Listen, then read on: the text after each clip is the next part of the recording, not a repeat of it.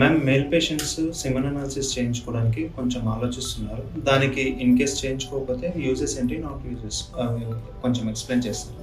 Okay, అమ్మాయిల్ని screen చేయడం ఎంత ఇంపార్టెంటో ఇన్ఫర్టిలిటీలో మేల్ ఫ్యాక్టర్ కూడా స్క్రీన్ చేయడం అంతే ఇంపార్టెంట్. సో ఒక మ్యారేజ్ అయిన తర్వాత ఒక 2 years తర్వాత కూడా కన్సీవ్ అవ్వట్లేదు అంటే ఇద్దరి పార్ట్నర్స్ ని ఎవాల్యుయేట్ చేస్తే మనకు ప్రాబ్లం ఏంటన్నది తొందరగా తెలుస్తుంది. ఈ రోజుల్లో ఉన్న స్ట్రెస్ వల్ల, పొల్యూషన్ వల్ల, ఫుడ్ అడల్ట్రేషన్ వల్ల చాలా మందికి వీర్యకణాలు అంటే స్పర్మ్ కౌంట్ అనేది తగ్గుతుంది. కొంతమందికి మోటిలిటీ తగ్గుతుంది. కొంతమందికి ఏదైనా చిన్న ఇన్ఫెక్షన్స్ వల్లనో, హై గ్రేడ్ ఫీవర్ వల్లనో, కొన్ని చిన్న చిన్న ఇన్ఫెక్షన్స్ వల్ల పసల్స్ ఉండడము, వీటి వల్ల కూడా కౌంట్స్ తగ్గిపోతాయి. అట్లాంటి ప్రాబ్లమ్స్ ఏమన్నా ఉంటే మనం ఒకసారి సెమెన్ అనాలిసిస్ ఒకటి, బేసిక్ బ్లడ్ టెస్ట్ చేసుకోవాలి. వాళ్ళకి కొలెస్ట్రాల్ ఎలా ఉంది, వాళ్ళకి ఏమైనా థైరాయిడ్ ఉందా, వాళ్ళకి ఏమన్నా షుగర్ ఉందా. డయాబెటీస్ చాలా కామన్ అయిపోయింది. Even 28 years 25 year mail partner లో కూడా చాలా మందికి డయాబెటీస్ ఉంటుంది. మాకు ఎందుకు వస్తుంది, అసలు మాకు రాదు అనే పేషెంట్స్ కూడా ఫాస్టింగ్ షుగర్స్ 300 అట్లా అంత హై వస్తుంది.